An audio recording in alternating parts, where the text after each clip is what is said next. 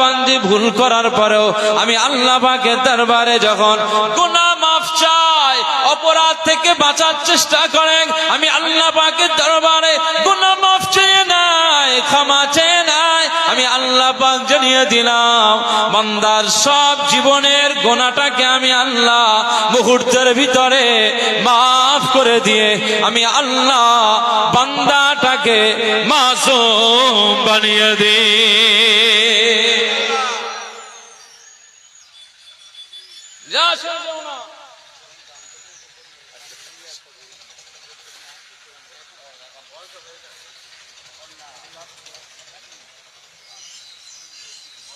তাহলে আপনি যখন গুনাহ করেছেন তওবা করতে হবে না, হবে না? সে ভিতর থেকে বলছেন আল্লাহ আমাকে মাফ করে দেন। 40 বছর আমি আপনাকে ডাকি। মুসলমানের ছেলেরা, এ নবীর উম্মত উম্মতিরা, খুব খেয়াল করে শুনুন। নবী মুসা আলাইহিস সালামের কওমের ভিতর থেকে ওই নাফরমানি বান্দাটা আমার আল্লাহর দরবারে যখন গুনাহ মার্জনা করেছেন, গুনাহ মাফ চেয়েছেন, তওবা করে নিয়েছেন, এই রুমালের মধ্যে থেকে তিনি যখন চোখের পানি ফেলে ফেলে আমার আল্লাহকে আল্লাহ বলে ডাকে, আমার আল্লাহকে আল্লাহ বলে ডেকে না, আমার আল্লাহর রহমতের দরিয়ায় জোশ মেরে যায়, দরিয়ায় জোশ মেরে যায়। আমার আল্লাহ সেই সময় কি করলেন? ওই 40 বছর নাফরমানি বান্দার গুনাহটাকে আমার আল্লাহ মাফ করে দিয়েছে, মাফ করে দিয়েছেন। দেখতে পাওয়া যায় না না না, মেঘলা আকাশ হয়ে যায়, আকাশে মেঘ চলে আসে আর আকাশ থেকে বৃষ্টির ফোঁটা নাজিল হয়ে যায়। নবী মুসা আলাইহিস সালামের উম্মত উম্মতিরা খুশিতে আলহামদুলিল্লাহ আওয়াজ উচ্চ আওয়াজে দিয়ে বলেন, এ নবী মুসা আলাইহিস সালাম, কি ব্যাপার? আজ তো কোনো মানুষ বের হলো না, আজ তো কোনো নাফরমানি বের হলো না, এই দলের মধ্যে থেকে কোনো মানুষ তো বাইরে বের হলো না, কিন্তু আল্লাহ পাক কেন বৃষ্টি নাজিল করেছেন? ইতিপূর্বে এত সময় আমার আল্লাহ তিনি তো বৃষ্টি নাজিল করছিলেন না।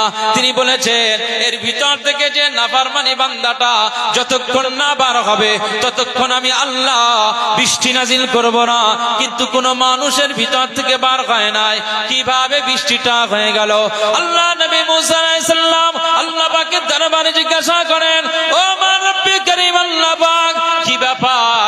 আজকে তো কোনো মানুষ আমার কোন উম্মত এই দলের ভিতর থেকে বার হয়ে যায় নাই, কিন্তু আল্লাহ আপনার আসমান থেকে কেন বৃষ্টি নাজিল হয়ে গেল? এত সময় আমরা দোয়া চাইলাম, আমাদের দোয়া মঞ্জুর হলো না, আপনি বললেন ওই নাফরমানি বান্দা বার হবে, তারপরে আপনাদের দোয়া কবুল হবে। নাফরমানি বান্দার ঘোষণা করেছে, কিন্তু কোন বান্দা এখনো পর্যন্ত বার হয় নাই, কিন্তু আপনার আকাশ থেকে বৃষ্টিটা কেন নাজিল হয়ে গেল? আমার আল্লাহ পাক গায়েবী ভাবে আওয়াজ দিয়ে বলল, আল্লাহ আমার নবী মুসা আলাইহিস সালাম আমি আল্লাহ পাক জানিয়ে দিলাম, আজকে যার কারণে আমি বৃষ্টি নাজিল করেছিলাম না, ঠিক তার কারণে আমি আল্লাহ আজকে আকাশ থেকে বৃষ্টি নাজিল করে দিলাম। জোরে বলবেন না?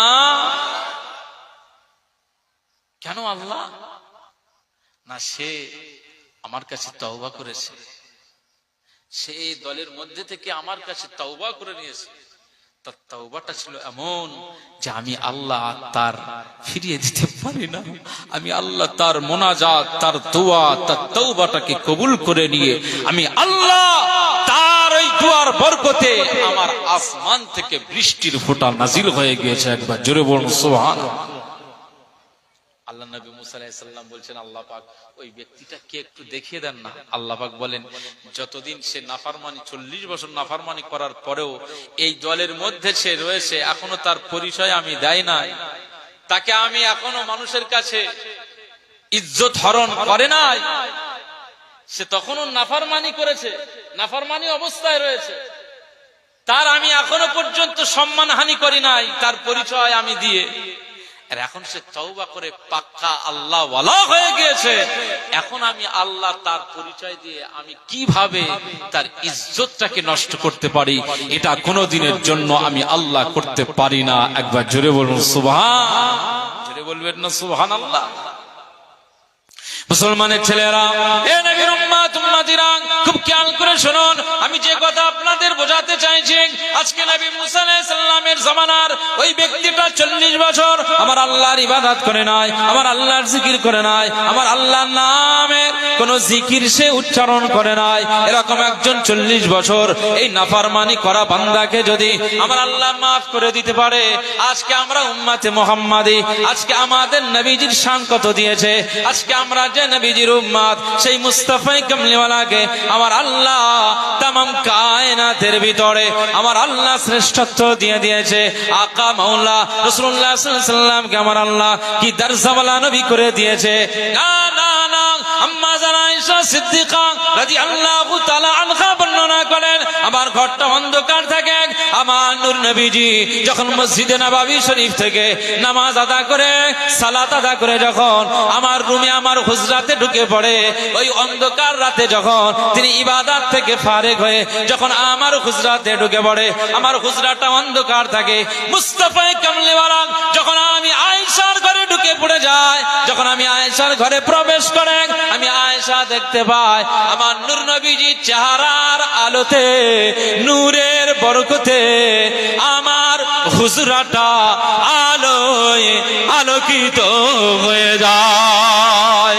মুসলমানের ছেলেরা, এ নবীর উম্মত উম্মতিরা, খুব খেয়াল করে শুনুন, আকা মাওলা রাসূলুল্লাহ সাল্লাল্লাহু আলাইহি ওয়াসাল্লামকে আমার আল্লাহ কি দরজা দিয়ে দিয়েছে।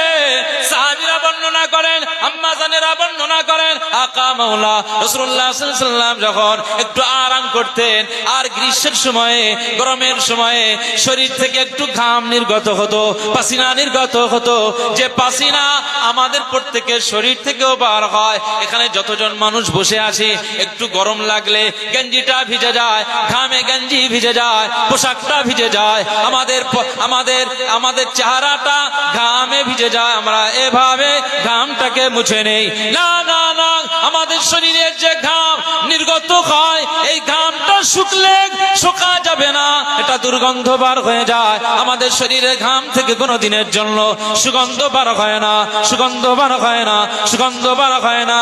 চলে যান মদিনাওয়ালার কাছে, আকা মাওলা রাসূলুল্লাহ সাল্লাল্লাহু আলাইহি ওয়াসাল্লামকে আমার আল্লাহ তো দরজা করে দিয়েছেন।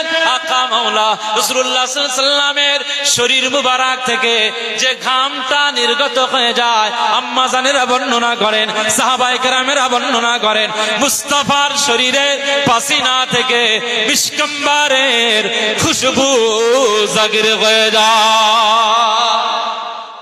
বলবেন না, সেই নূর নবীজির শ্রেষ্ঠত্ব আল্লাহ দিয়েছেন, সেই নূর নবীজির উম্মত আমরা, তার উম্মত আমরা। এখন আমাদের দ্বারায় ভুল হয়েছে না হয়নি বলেন? আমরা যারা এখানে বসে রয়েছি, আমি যে বক্তা বক্তব্য দিচ্ছি, আমি ফ্রেশ না? কুল্লু বানি আদামা খাত্তাউন, প্রত্যেকটা আমরা বানি আদম, আদম সন্তান, সবাই আমরা গুনাহগার, আমাদের ত্রুটি হয়ে গেছে। কিন্তু রাসূলুল্লাহ সাল্লাল্লাহু আলাইহি ওয়াসাল্লাম বলেছেন, আখাইরুল খাত্তাইন আত-তাওয়াবুন, সবচেয়ে উত্তম গুনাহগার ওই ব্যক্তি, সবচেয়ে উত্তম গুনাহগার ওই ব্যক্তি যে গুনাহ করার পরেও তাওয়াবুন, আমার আল্লাহর দরবারে তওবা করে গুনাহ থেকে ফিরে আসে, ওই বান্দাটাই আল্লাহর দরবারে অনেক পছন্দনীয়। একবার জোরে বলুন সুবহান। সারা জীবন আপনি এইভাবে চলবেন? এত আপনার টাকার প্রয়োজন হয়ে গেছে? 1 টাকা সুদ খেলে কত গুনাহ জানেন? বসিরটা আল্লামা রুহুল আমিন হুজুরের কিতাব ফতোয়া আমিনিয়া খুলে দেখেন, 1 টাকা সুদ খেলে, 1 টাকা সুদ খেলে সবচাইতে নিম্ন দরজার গুনাহ হচ্ছে নিজের মায়ের সাথে 36 বার জিনা করলে যে গুনাহ, 1 টাকা সুদ খেলে ওই গুনাহ হবে। বলুন নাউজুবিল্লাহ মিন যালিক। আপনি লটারির কাউন্টারে জুয়া খেলাচ্ছেন, মনে করতেছেন 1 কোটি টাকার বাম্পার লটারি একবার যদি পেয়ে যায়, তো রান্নাঘর কি করে বানাতে আমি দেখব। সারা লোক বুলেট চাপতে, স্যার আমি এখানে সাইকেল চড়ে বেড়াবো? হ্যাঁ, ও লটারির কাউন্টারে বিসমিল্লাহ বলে লটারি কাটে, আসে না? নেই। হারাম কাজে যদি বিসমিল্লাহ বলা হয়, ঈমান থাকবে না যাবে? ধরুন সাপোজ, আমি বোঝানোর জন্য বলছি, খুব এটা পানি, মনে করেন পানি নয়, এতে মদ আসে, এটা কি হারাম? তো বিসমিল্লাহ বলে যদি খাওয়া হয় কি হবে? হারাম হবে না? আর হারাম জিনিস বিসমিল্লাহ আল্লাহর নাম নিয়ে যদি আপনি খান, তাহলে আপনার ঈমান যাবে না থাকবে? ঈমান চলে যাবে না? খুব সতর্ক থাকতে হবে। ও বেচারা লটারি কেটে রাত্রি শুয়ে পড়ে পড়ে বলছে, আল্লাহ একটু মিলিয়ে দেন না, আল্লাহ আল্লাহ মিলিয়ে দেন, আমি গরিব মানুষ, খেটে খাই, আমার ইনকাম হয় না। সারা গ্রামের মানুষ বুলেট চড়ে বেড়াচ্ছে, ফাটাফাট ফাটাফাট শব্দ, এই রোজ শুনতে হবে, একটু নিজে চাপতে পারবো না? তা 350 400 টাকার 500 টাকার রোজ, এই কদিন এ তো নুন আনতে পান্তা পুরোই, বুলেট কেনা তো দূরের কথা। তা আমি এই যে লটারি কাটতেছি, আল্লাহ এই লটারির একটা বরকত দাও না, আমার একটু 1 কোটি টাকার বাম্পার লটারি। এরকম মানুষ আছে না নেই? আপনি মনে করছেন আমি এটা ভাট বকছি, স্টেজ এটা, এখানে গাল গল্প, আমি আব্দুল মোনাইম অন্তত কাউকে হাসানোর জন্য, কাউকে মিথ্যা গল্প শোনানোর জন্য আমি কোনোদিন স্টেজে এটা করতে চাই না। নবিয়ানা মেম্বারে আমি চেষ্টা করি আমার শখ জ্ঞানে আমি যাতে ভুল না ইউজ করি, মিথ্যা বানোয়াট কথা যাতে না বলি, এটা আমার শখ জ্ঞানে এটা করার চেষ্টা করি। কারণ কিয়ামতের ময়দানে একজন বক্তার এই জিহবা লোহার জাহান্নামার আগুনের কাছি দিয়ে এই জিহবাটা কেটে নেওয়া হবে। সে ভয় আল্লাহর রহমতে আসে, আমরা চেষ্টা করি। আমরা ওয়াজের মাহফিলে যাওয়ার আগে প্রচুর ভয় করি, কি হবে না হবে, কি বলবো না বলবো, আল্লাহ যেন কোনো ভুল না হয়ে যায়। কথা বুঝতে পারছেন? একটা ভিডিও ভাইরাল হয়েছিল, সম্ভবত বাংলাদেশের একজন বুড়ো মানুষ, সে বলতেছে, আল্লাহ তোমার নামে এই লটারিটা কেটেছি, একবার যদি আমার এটা যদি বেঁধে যায়, একবার যদি আমার নসিবে হয়ে যায়, তো তোমার ইসলামের জন্য আমি যে কি করব তার ঠিক মানে সীমানা নাই। নাউজুবিল্লাহ। দাড়িওয়ালা নামাজি, টুপি পরে। কথা বুঝতে পারছেন না? পিট্টু খেলা বন্ধ করে দেন, জুয়া খেলা বন্ধ করে দেন। কথা বুঝতে পারছেন? প্রচুর গুনাহে আমরা জড়িয়ে যাচ্ছি, সব বন্ধ করে দেন। আল্লাহর কাছে আপনি ফরিয়াদ করেন, আপনার ফরিয়াদের ভিতরেই কল্যাণ রয়েছে। রাসূলুল্লাহ সাল্লাল্লাহু আলাইহি ওয়াসাল্লাম বলেছেন, তোমার রিজিক যদি বাড়াতে চাও তো আল্লাহর জন্য সিজদা দাও, মুনাজাতে তোমার কথা তুলে ধরো। আল্লাহু লাতীফুম বিইবাদিহি ইয়ারযুকু মান ইয়াশা ওয়া হুয়াল কাবিয়্যুল আজিজ, ইন্নাল্লাহা ইয়াবসুতুর রিজকা লিমান ইয়াশা। এই আয়াতে কারিমা কেউ যদি বলা হয়েছে প্রত্যেকদিন ফজরের পরে, মাগরিবের পরে 11 বার করে যদি পড়ে, তো আমার আল্লাহ তার আমল নামায় রিজকের দরওয়াজা বৃদ্ধি করে দেবে। একবার জোরে বলুন সুবহানাল্লাহ। এত বড় ট্রিটমেন্ট আপনার ইসলাম দিয়েছে আপনাকে, আর আপনি শয়তানের তৈরি করা মতবাদ, সুদ, জুয়া, জেনা, ব্যভিচারে আপনি ঢুকে পড়তেছেন। দুনিয়ার এই সবুজ সমারোহে মধু পাওয়ার জন্য আপনি যে নোংরামি কাজে যুক্ত হয়ে যাচ্ছেন, মনে রাখতে হবে শয়তান আপনাকে টেনে নিয়ে যাচ্ছে, শয়তান আপনাকে টেনে নিয়ে যাচ্ছে, শয়তান আপনাকে টেনে নিয়ে যাচ্ছে। আপনি বুঝতে পারছেন না, একটা দিন আসবে, খাতামাল্লাহু আলা কুলুবিহিম ওয়া আলা সামঈহিম ওয়া আলা আবসারিহিম গিশাওয়া। আমার আল্লাহ আপনার এমন পর্দা ফেলে দেবে যে আপনি আর হক আর বাতিল চিনতে পারবেন না, বেঈমান হয়ে মারা যাবেন, জাহান্নামার আপনি খোরাক হয়ে যাবেন। সেই জন্য আজ ওয়াজের মাহফিলে আমি আব্দুল মুনাইম এই ওদনপুর এলাকাতে এসে বলে যাই, এই জওয়ানেরা, যুবকেরা যারা বয়স হয়ে গেছেন, তারা এখন মসজিদের কাতারেই বসে রয়েছেন, সুতরাং ওনাদের জন্য এখন আর ওয়াজ নেই, এখন আপনাদের জন্য ওয়াজ। জেনা ব্যভিচার ছেড়ে দেন, মেসেঞ্জারের কথা বলা ছেড়ে দেন, হোয়াটসঅ্যাপের কানেকশন রিলেশন ছেড়ে দেন। এখন আপনি আপনার এই যৌবনটাকে আল্লাহর জন্য ব্যয় করেন। হযরত আলী রাদিয়াল্লাহু আনহু বলেছেন, পৃথিবীর কোন যৌবন মানুষ, কোন যুবক যদি মনে করেন যে না আমি আমার আল্লাহর জন্য সময়টা ব্যয় করব, আমার আল্লাহ ওই যুবকের জন্য, ওই যুবকটাকে আমার আল্লাহ কবুল করে নেবে। হে যুবকেরা শোনো, আমি আলী রাদিয়াল্লাহু আনহু জানিয়ে দিলাম, যৌবনের তাড়নায় পড়ে তোমরা গুনাহ করে ফেলো না। একদিন এই যৌবনটা অতিক্রম করে তোমরা বার্ধক্যে পৌঁছে যাবে, কিন্তু মনে রাখতে হবে তুমি বুড়ো হয়ে যাওয়ার পরেও যৌবনে যে গোনাটা করেছো ওই গোনা কিন্তু বুড়ো হবে না, গোনার জায়গা থাকবে, কিন্তু তোমার এই যৌবনটা অতিক্রম করে তুমি বৃদ্ধ বয়সে পৌঁছে যাবে। সুতরাং আমি আলী রাদিয়াল্লাহু আনহু জানিয়ে দিলাম, খবরদার যৌবনের এই বয়সটাকে তোমরা আল্লাহর জন্য ব্যয় করো। আমার আল্লাহ পাক বলে দিয়েছেন, পৃথিবীর কোন যুবক বান্দা যখন আমি আল্লাহর দিকে এগিয়ে আসে, আমি আল্লাহর আরশটা খুশি হয়ে যায়। একবার জোরে বলুন সুবহানাল্লাহ। মুসলমানের ছেলেরা, এ নবীর উম্মত উম্মতিরা, খুব খেয়াল করে শুনুন, বুখারী শরীফের হাদিস, আকা মাওলা রাসূলুল্লাহ সাল্লাল্লাহু আলাইহি ওয়াসাল্লাম ঘোষণা করেছেন, ওয়াশাবুন নাসাই ফি ইবাদাতিল্লাহ। এখানে 7টা শ্রেণীর কথা বলা হয়েছে, 7টা ক্লাসের কথা বলা হয়েছে। তার ভিতরে এখন যুবকের প্রসঙ্গ যখন চলে এসেছে, আমি এই যুবকদের বিষয়ে একটু বলতে চাই, সজাগ করাতে চাই। আকা মাওলা রাসূলুল্লাহ সাল্লাল্লাহু আলাইহি ওয়াসাল্লাম ঘোষণা করেছেন, এ আমার বান্দা, আমার উম্মত উম্মতিরা, আমার সাহাবীরা, শুনে রাখো, আমি রাসূলুল্লাহ সাল্লাল্লাহু আলাইহি ওয়াসাল্লাম জানিয়ে দিলাম, কিয়ামতের ময়দানে কোনো ছায়া থাকবে না, কিয়ামতের ময়দানে কোনো ছায়া থাকবে না। আমার আল্লাহ পাকের এই একটা সূর্য তোমরা দেখতে পাও, এই একটা সূর্য কিয়ামতের ময়দানে সূর্যের মুখ খুলে যাবে, 12টা মুখ হয়ে যাবে, 12টা মুখ হয়ে যাবে। সূর্য মাথার উপরেই নেমে আসবে, মাথার উপরে নেমে আসবে। না না না, এই সূর্যের তীব্রতায় আজ আল্লাহ পাকের বান্দাদের কারো মাথা ফেটে চৌচির হয়ে যাবে, ঘিলুগুলো বার হয়ে যাবে, নাকের মধ্যে থেকে বার হবে, নিজের ঘিলু নিজে খাবে, এরকম একটা পরিস্থিতি হয়ে যাবে। কিয়ামতের ময়দানে এরকম একটা দিন চলে আসবে, সূর্য মাথার উপরে নেমে আসবে, আল্লাহ পাকের বান্দা বান্দীদের শরীর থেকে ঘাম বার হয়ে যাবে, পাসিনা বার হয়ে যাবে, এত ঘাম বার হবে, এত ঘাম বার হবে। আজকে আমাদের ঘাম বার হলে একটু গেঞ্জিটা ভিজে যায়, একটু জামাটা ভিজে যায়, কিন্তু কিয়ামতের ময়দানে এই ঘাম এত পরিমাণে বার হবে। আকা মাওলা রাসূলুল্লাহ সাল্লাল্লাহু আলাইহি ওয়াসাল্লাম বলেছেন যে সে তার ঘামে তার হাঁটুটা পর্যন্ত ডুবে যাবে, তার ঘাম এত বার হয়ে যাবে, তার ঘাম এত বার হয়ে যাবে, তার ঘামটা বার হতে হতে এত পরিমাণ হয়ে যাবে, কোমরটা ডুবে যাবে।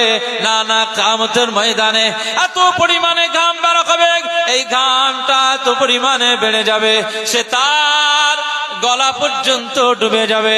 এমন একটা সময় আসবে সে তার ঘামের উপরে সাঁতার কাটতে থাকবে।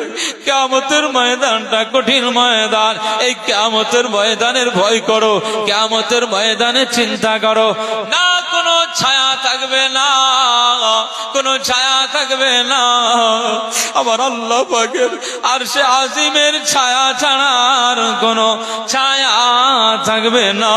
আকা মাওলা রাসূলুল্লাহ সাল্লাল্লাহু আলাইহি ওয়াসাল্লাম ঘোষণা করে দিয়েছেন, আয় আমার সাহাবীরা, আয় আমার উম্মত উম্মতিরা, আমি আকা মাওলা রাসূলুল্লাহ সাল্লাল্লাহু আলাইহি ওয়াসাল্লাম জানিয়ে দিলাম, পৃথিবীর ওই শ্রেণীর মানুষগুলো যারা আরশে আজিমের ছায়া পেয়ে যাবে, না না, আমার আল্লাহ পাক তাদেরকে সূর্যের তীব্রতার ভিতরে রেখে দেবে না, আমার আল্লাহ পাক তাদেরকে ওই তাপের মধ্যে রেখে কষ্ট দেবে না, আমার আল্লাহ দয়া হয়ে যাবে। না না না, আকা মাওলা রাসূলুল্লাহ সাল্লাল্লাহু আলাইহি ওয়াসাল্লাম বলেছেন যে আমার আল্লাহ পাক ওই সমস্ত মানুষগুলোকে টেনে নিয়ে আরশে আজিমের ছায়া নসিব করে দেবে। মুসলমানের ছেলেরা, এ নবীর উম্মত উম্মতিরা, খুব খেয়াল করে শুনুন, এই শ্রেণীর মানুষ কারা হবে? 7 শ্রেণীর মানুষ হবে। তার ভিতরে একটা শ্রেণীর কথা বলা হয়েছে, ওয়াশাবুন নাসাই ফি ইবাদাতিল্লাহ, যুবকদের কথা বলা হয়েছে যারা যৌবন বেলায় শয়তানি চক্রে যায় নাই, চা চক্রে যায় নাই, নাইট ক্লাবে যায় নাই, বিভিন্ন জায়গায় স্পাতে গিয়ে মেয়েদের কাছ থেকে বডি ম্যাসেজ করে নেয় নাই। এই যুবক বেলায় যৌবন অবস্থায় না কোনো খায়ের সাথে পড়ে জেনা ব্যভিচারী করে নাই, গার্লফ্রেন্ডকে নিয়ে ইকো পার্কে গিয়ে সময় পার করে নাই। না না না, যে যুবক যুবতী ওয়াশাবুন নাসাই ফি ইবাদাতিল্লাহ, এই অবস্থায় যারা আমার আল্লাহর জিকিরে মশগুল হয়ে যায়, আল্লাহর ইবাদতে মশগুল হয়ে যায়, আমার আল্লাহ পাক কিয়ামতের ময়দানে ওই যুবকটাকে সূর্যের তীব্রতা থেকে বাঁচিয়ে আমার আল্লাহ আরশে আজিমের ছায়া নসিব করে দেবে। বলবেন না? আজকে আমরা এক জায়গায় বসে শুধু এর নামে তার নামে নিন্দে মন্দ এই গীবত চর্চা করেই দিন চলে যায়। কি ছেলে বলেন, কি পুরুষ বলেন, আর কি মহিলা বলেন, মহিলাদের তো আরো বেশি, মহিলারা আরো বেশি এক জায়গায় জড়ো হলে এর নামে তার নামে গীবত চর্চা হয় না, হয় না? করে না, করে না?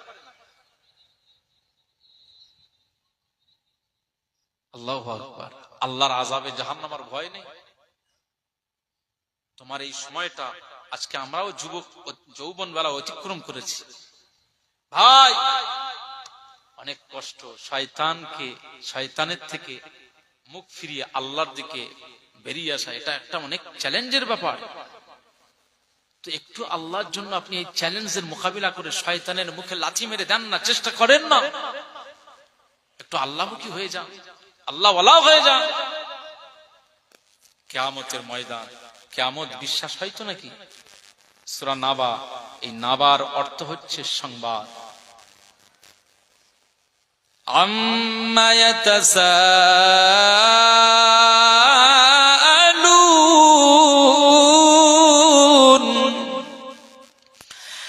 আনিন নাবাইল আযীম।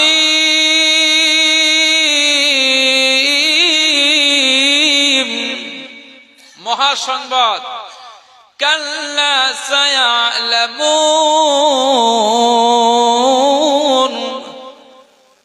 না এই সংবাদ সায়ালামুন, তোমরা খুব শীঘ্রই জানতে পারবে কিয়ামতের ময়দানের পরিস্থিতিটা। তো কিয়ামত আমাদের হবেই হবে, কিয়ামতের ময়দানে আমাদের জড়ো হতে হবে। এখান থেকে ওয়াজের মাহফিল থেকে আজ ওয়াজ শুনতে বসেছেন, আলহামদুলিল্লাহ আপনাদেরকে দেখে আমার অনেক ভালো লাগছে। ধৈর্যের পরিচয় দিয়ে এই যে কথাগুলো শুনছেন, একটু আমলে বাস্তবায়ন করার চেষ্টা করবেন। বিশ্বাস করুন, আমার মতো গুনাহগার, এটা আমি শুধু আমার রিয়া, এটা অহংকার প্রকাশ করার জন্য, আপনাদের শুধু উৎসাহিত করার জন্য এটা বলতে চাইছি। এই তাসবিহ দানার সঙ্গে প্রত্যেকেই একটা করে রাখবেন। নামাজের পরে দ্রুত বার হবেন না, একটু তাসবিহ দানা জপবেন, 100 দানা করে পড়ে। আল্লাহু আকবার। সেই সময় আছে, আহা, কবরে আপনার এইটা কাজে লেগে যাবে। তখন মনে হবে যে যদি আরো বেশি পড়তাম, যদি আরো জিকির করতাম, যদি আরো আল্লাহর জন্য সময় ব্যয় করতাম, এইটা তখন মনে হবে। তো আমরা যদি পকেটে রাখতে পারি, আপনি কেন পারবেন না? এটাকে কন্ট্রোল করতে আপনি কেন পারবেন না? আল্লাহর জন্য একটু করুন।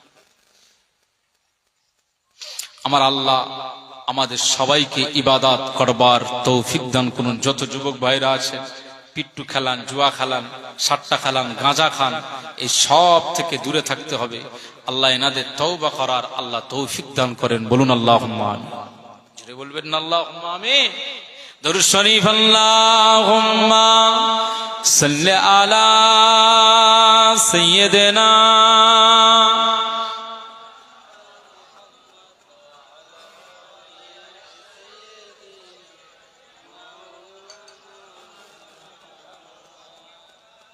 ওয়াজ শেষ করে দিচ্ছি, দোয়া করে দিই। হ্যাঁ, 1টা বেজে গিয়েছে। ওয়াজ চলবে না বন্ধ হবে কোনটা? কনফিউশনে পড়ে গেছেন আপনারা যে কি বলি। হ্যাঁ বললেও হয়তো কি বলবে তার ঠিক নেই, না বললেও আর এক সমস্যা। 2 ঘন্টা যদি টেনে দেয়। এই দেখেন, আমি আপনাদের এবারে পেঁচে ফেলে দিচ্ছি। এখানে জানাজার ময়দান কোনটা? এইটাই। এটা জানাজার ময়দান আপনারা জন্ম থেকেই দেখছেন, না নতুন করে জায়গাটা করা হয়েছে? নতুন করে করা হয়েছে। টাকা পয়সা লেগেছে না ফ্রি লেগেছে? না, এখনো কিন্তু ঘাটতি রয়েছে 2-4 লাখ টাকা, বহুত ঘাটতি রয়েছে। আলহামদুলিল্লাহ আমাদের আলমগীর হোসেন সাহেব ভাইজান, বহুত ঘাটতি আছে। তো এই জানাজার ময়দানের এই ঘাটতি পূরণ আমাদের করতে হবে না? হবে না? বলেন। 10 জনের কি বলে যে 10-এর লাঠি 1-এর বোঝা। এখন মাথা হ্যাট করে থাকলে হবে না, একদম পালোয়ানের মতো আমার দিকে তাকান। এই সময় একটু মনে হবে যে কি হবে তার ঠিক নেই, টাকা পয়সা এইবারই গন্ডগোল। আল্লাহ আল্লাহ রসুলের মহব্বত তো এখানেই বোঝা যাবে। তবে আপনার ইচ্ছা মতো আপনি দেবেন। আমি বলবো না যে ভাই তোকে 10,000 টাকা দিতে হবে, ভাই তোকে আমার 20,000 কলার ধরে, আমি এটা বলবো না। যদি আপনার দয়া হয় যে জীবনে আমি বন্ধুদের পিছনে শুধু রোল সেন্টারে, আপনি একদিন হিসাব করতে বসবেন যে রোল সেন্টারে আপনি কত রোল খাইয়েছেন আপনার বন্ধুকে, হিসাব মিলিয়ে নেবেন। গার্লফ্রেন্ডের কত আপনি ব্যালেন্স মেরে দিয়েছেন চিন্তা করে দেখেন। ভাষাগুলো হয়তো খারাপ লাগছে, শুধু একটু দুনিয়ার একটু শখ শান্তি মেটানোর জন্য এই কাজগুলো আপনি করতেছেন। আখিরাতে কেউ আপনার হবে না। কিয়ামতের ময়দানে আমার আল্লাহর রহমতি নজর যদি পেতে চান তো আল্লাহর জন্য কিছু ব্যয় করে। যারা ঈমানদার হয় তারা কিছু দুনিয়াতে ব্যয় করে। যারা ঈমানদার হয় তারা কি করে? আল্লাযীনা ইউমিনুনা বিল গায়ব, যারা ঈমানদার, ঈমান নিয়ে আসে, তারা গায়েবের প্রতি ঈমান আনে। আল্লাহকে দেখা যায়? আল্লাহ আকার নিরাকার থেকে পাক, পবিত্র। সুতরাং আল্লাহকে আমরা দেখতে পাই নাই। এই অদৃশ্যের এই বিষয়গুলোকে আমরা মেনে নিয়েছি, এর নাম হচ্ছে ঈমানদার। একবার জোরে বলুন সুবহানাল্লাহ। ওয়া ইউকিমুনাস সালাহ,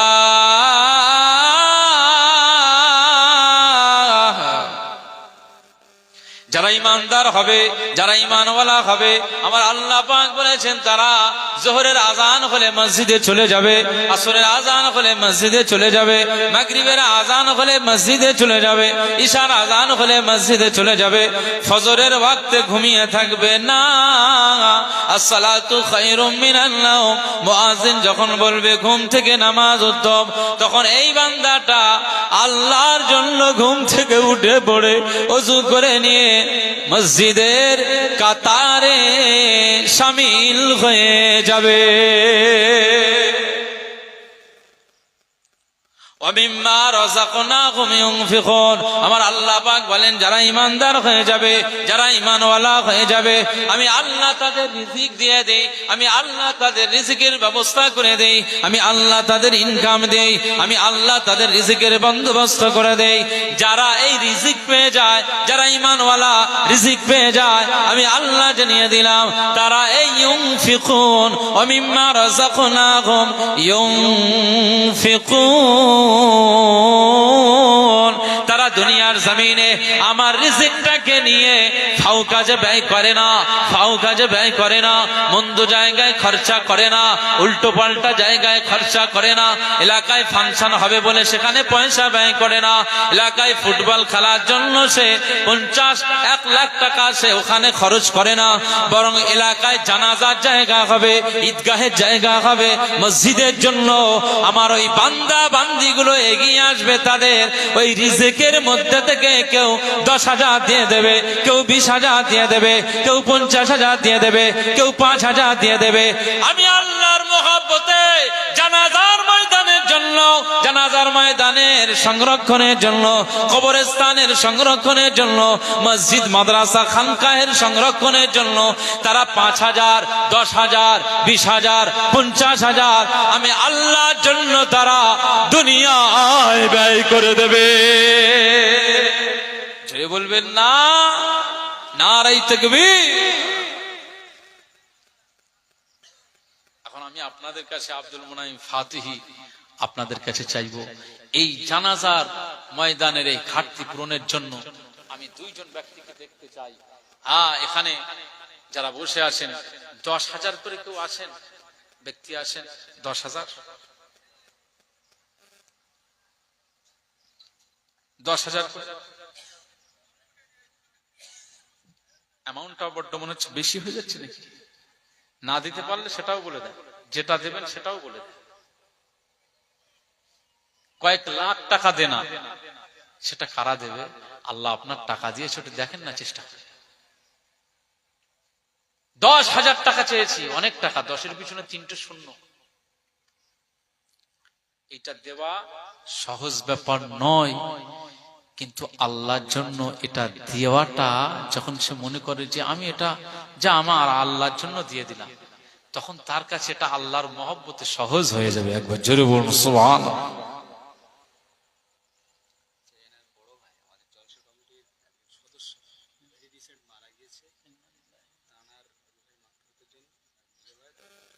আচ্ছা, আলহামদুলিল্লাহ। কি নাম? কারিবুল ইসলাম। আর বড় ভাইয়ের নাম কি ছিল? দেখুন ভাই কারিবুল ইসলাম ভাই, তার বড় ভাই ইন্তেকাল হয়ে গেছে। আল্লাহ তার কবরটাকে জান্নাতের টুকরা নসিব করুন, বলুন আল্লাহুম্মা আমিন। রাকিবুল ইসলাম সাহেব, মরহুম রাকিবুল ইসলাম সাহেব, আমাদের এই কারিবুল ইসলাম ভাই তার বড় ভাইয়ের জন্য তিনি ওয়াদা করেছেন তার রুহের মাগফিরাতের জন্য বড় ভাইয়ের নামে 10,000 টাকা এই জানাজার ময়দানের জন্য তিনি দান করবেন, ওয়াদা করেছেন। তাকবীর হবে না নারায়ে তাকবীর? তাকবীর হবে না নারায়ে তাকবীর? এই ছেলেরা জোরে আওয়াজ দিয়ে বলো না নারায়ে তাকবীর, নারায়ে তাকবীর। আমাদের কারিবুল ইসলাম ভাই বলুন জিন্দাবাদ। আমাদের কারিবুল ইসলাম ভাই জোরে বলুন জিন্দাবাদ। 10,000 টাকা জোরে বলুন মারহাবা, নারায়ে তাকবীর। আল্লাহ ভাইয়ের দানকে কবুল করুন, মনের আশাকে পুরা করে দেন। আল্লাহ তার রিজিকে রুজিতে বরকতের দরজা খুলে দেন। বড় ভাই ইন্তেকাল হয়ে গেল, বড় ভাই মারা গেল, বড় ভাই রাকিবুল ইসলাম মারা গেল, ইন্তেকাল হয়ে গেল, কবরে শুয়ে রয়েছে। মেজ ভাই হিসাবে বড় ভাইয়ের জন্য এই 10,000 টাকা আল্লাহর জন্য ব্যয় করলেন। আল্লাহ দানের সওয়াব ভাইয়ের পক্ষ থেকে তার বড় ভাইয়ের কবরে পৌঁছে দেন। আল্লাহ তার কবরটাকে জান্নাতের টুকরা নসিব করে দেন, বলুন আমিন। আরো জোরে বলুন